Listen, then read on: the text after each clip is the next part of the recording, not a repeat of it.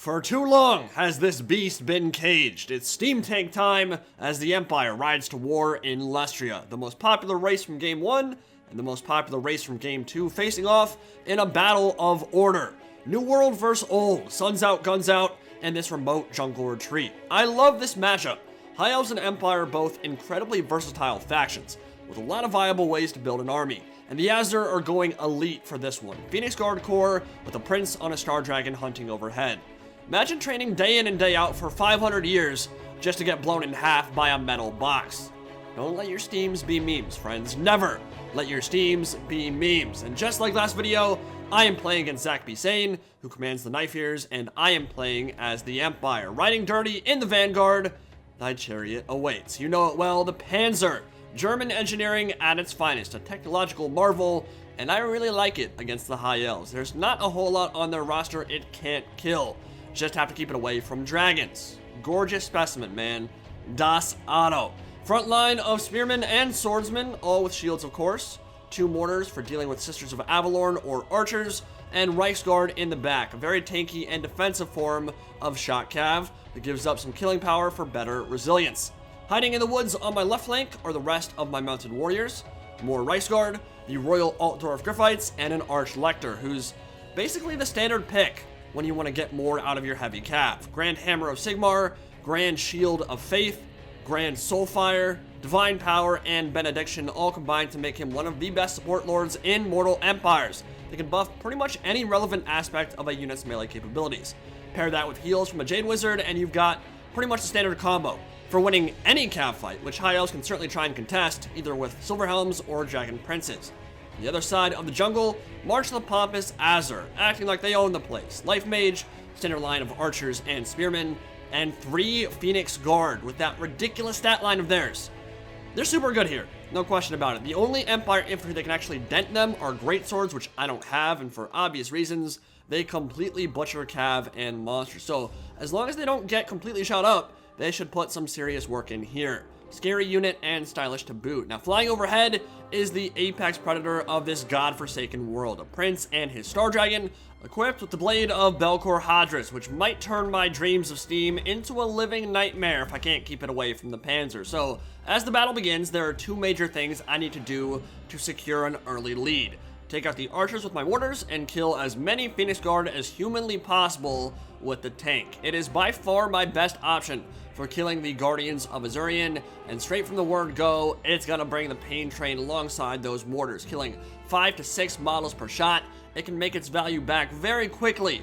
Mortars are the perfect option to slaughter enemy archers. So yeah, the Phoenix Guard are the main threat. Besides that dragon, of course, Star Dragon is obviously always going to be a scary beast, but the archers are gonna get torn up by mortar volleys. I mean, take a look at that. Down to half HP in a single salvo, and it's gonna get even worse for them as they try and close the gap. And this is why I like mortars in this matchup. This is why the Vampire Coast brings them in this matchup as well. When you're facing against the High Elves, if you can eliminate their range capabilities, you're gonna be in very good shape. Archers aren't incredibly expensive, but their focus fire is long range, and it can be very damaging over the course of a battle. So getting rid of them is important, and mortars are a very easy way to inundate that back line without actually having to commit any troops to the fight. And there are some Illyrian Reavers on the flank coming out of nowhere, and they had no idea my cav was hidden in the woods, so nice little ambush there will take them down to about half HP, and they're gonna get beat up. I mean, Royal Altdorf Griffites and Reichsguard will beat the brakes off Illyrian Reavers. They're light cav, they can't go toe-to-toe in melee, and so we're gonna chase them off and do some good damage there. Now, of course, when you're playing against the High Elves, you want to have shields on all your infantry if you can. That missile block chance, combined with the fact that shielded state troops are not expensive, means they're wasting their time shooting them from the front. And wasting their time is exactly what I want them to do. Well, that and sending them to meet Aerith Kiel in the afterlife. Looking like Omaha Beach out there. And all things considered, things have kicked off well for the Empire. The shelling is going very well, and painting a bloody picture with knife ear body parts. Mortars have been a good pick so far anyway, definitely tearing through the archers quickly. Now, the Illyrian Reavers came back for second breakfast, and they're gonna get a face full of halberd and terror from the Reichland Elite, so the mortars are safe to continue their pounding into the Azure lines, and the Panzer is positioned perfectly to fire down the length of Phoenix Guard and really start racking up those high value kills. Earthblood, not going to save you from a point blank cannon shot, but these are arguably the best halberd unit in the game with almost 50 melee attack. They can blend infantry as well as large targets, and their martial mastery is very quickly going to establish a beachhead for the Elves in this melee grind. State troops have no chance here whatsoever. Fear begins gripping them almost immediately as the heads start rolling and the bodies start piling up. They're going to get styled on real bad, and almost immediately the state troops are going to begin wavering, but a beautiful shot from that steam tank on the flank will equalize those numbers a little bit, and the more shots I can get like that, the better it's going to be, because those Phoenix Guard are such a threat to both my infantry and my cav. And obviously Zach didn't like that very much. The Star Dragon decided to land and push the steam tank backwards, but here we go. Got the Arch Lector and the rest of the cav piling in on him. Royal Altdorf Griffites with that plus 24 melee attack buff from the Arch Lector, and the ward save as well. It'll be very scary, and he is just narrowly going to escape, but I made a mistake. I left my mortar in the arc of fire of those archers for way too long, and they're gonna die. Should have retreated them earlier. And Illyrian Reavers from Zach B. Sane gonna be microed exceptionally well here. Look at the way he dodges behind his own Phoenix Guard. So some of my Reichsguard get tied down in elite halberds, and he's gonna shoot the gap and get into my backline the other way. Really well played there to keep those Illyrian Reavers alive. Didn't actually take the advantage there, didn't go through into the backline, but still very impressive to dodge that shot and keep the Illyrian Reavers not tied down by the Reichsguard, so he can protect his own backline much more effectively. So I'm retreating my other mortar crew now. I took them off the guns because I didn't want the same fate to befall them, and the Reichsguard and the Demigraph Knights with halberds just charging up the center, doing whatever damage they can to the Phoenix Guard before they get tied down. Just gonna cycle charge and immediately disengage before the Star Dragon has a chance to land. Did get a charge into the Illyrian Reavers, or rather kind of humped each other, walked into each other. I don't think either side really got a great charge bonus off there. But the steam tank needs to back away from this main line. You can see that the infantry line for the state troops, for Reichland, for the Empire, have been beaten to hell. The Phoenix Guard were just blender lords. I mean, they were almost Swordmaster-esque in their ability to slice through all of my infantry, and the main line is just collapsing at this point. Reichsguard having a ton of trouble with the Illyrian Reavers and the Azure Spearman combo. Cav retreating, but as the Star Dragon starts going for the steam tank, Royal Altar of Griffites, Jade Wizard, and the Arch Lector together need to go in and goon up on him. Overcast Earthblood to keep them in the fight, keep them healed up. I realize this is a really important duel. Need to do as much damage to that Star Dragon as humanly possible, because you know regrowth and a bunch of heals are going to go his way. Gotta get him to the healing cap before I can kill him off for good. Nicely played from the Phoenix Guard, though. They're going to overlap that engagement, tie down the Royal Altar of Griffites, and I'm going to use that opportunity to get into the archers with a nice charge from the Reichsguard. But while that main fight's happening with the dragon, probably going to leave those Reichsguard in a little bit too long, surrounded, inundated by Azure Spears. More Reichsguard getting around the flank, and this is a huge mistake. I should not have sent my Jade Wizard into melee combat at all. I didn't mean to. Put him in the same control group as the rest of my Arch Lector and the Altar of Griffites, and that's going to get him killed. There's no way he's getting out of that scenario. He's fully surrounded by Phoenix Guard, Star Dragon munching on his booty, and one more strike should be enough to finish him off for good. Jade Wizard goes down. That's a huge loss. That means no regrowth and no Earthbloods going the way of my elite cavalry. You can see my cav is starting to need some of those heals too. So yeah, big misplay there. Gonna get my Jade Wizard killed, and his Jade Wizard, the Azure one, is still alive. But Reichsguard are kicking ass back here. They're finishing off the Illyrian Reavers, and then should be able to get a strike into the remnants of those archers and shut them down for good. Star Dragon Breath, that strawberry milkshake coming in, and will only kill one model. Relatively deftly dodged there. And now we've got a huge issue, in that how do I deal with the Phoenix Guard?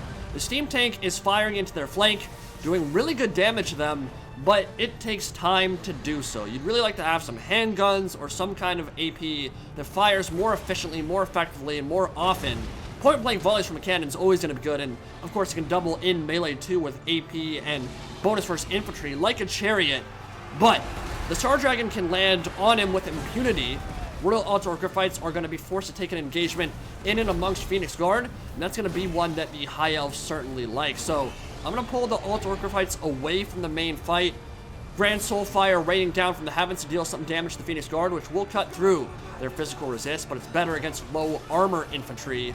Phoenix Guard are pretty tanky, and they're doubling as executioners at this point. I mean, they're just chopping heads off left, right, and center. And the Demigryph Knights with halberds are going to get a glorious charge into the archers at the same time as Reichsguard roar in from the rear. That is a beautiful Azure sandwich, and it's going to mean a lot of dead Knifers spilling their blood on the jungle floor. Awesome. So all the archers are going to die in this engagement. It's what I wanted. Maybe it took a little bit too long to finish them off for good, but honestly, they haven't been massively impactful for a while. The mortars really did do a number on them, and that's going to clear up the rest of the back line. And I have the mobility advantage now. I don't think there are any Illyrian Reavers left on the field. The only thing they have left that's a fast mover is the Star Dragon itself. So the Cav cleared all that up, but meanwhile, Archlector's down to below half HP. Steam Tank is running for its life as the Phoenix Guard and the Star Dragon hunt it down. And I'm at a crossroads here, trying to figure out a way to eliminate that high-value threat, that huge monster, that apex predator. How do you kill it with the remnants of cavalry that I have left? Gotta get rid of the Azure Spears. Zach is gonna brace that perfectly, and I'm going to get a little bit blobbed up here trying to get rid of them. I mean, that charge defense against large is gonna keep them in that fight for the rest of the battle, essentially. Phoenix Guard coming in from the rear. At this point, I'm out of option. There's nothing for it. It's over, and he's going to put the nail in my coffin with a gorgeous breath attack that will send a huge number of my knights into Mor's realm. Beautiful attack there. Going to kill 25 knights at least, and that is going to be the end of the battle as the Steam Tank takes a couple more halberds in the butt. It will explode, and that will be your battle. Yeah, the High Elves and their Phoenix Guard Corps was absolutely brutal. They blended my front line. They got into my rear. Mortars did pretty well, I mean, to kill the archers and stuff. Definitely was not upset that I brought them at all. And the Steam Tank was amazing. I mean, seriously. The Steam Tank was so good that battle. Killed so many Phoenix Guard. Earned 2 chevrons. Got 132 kills overall. So I was very impressed with that.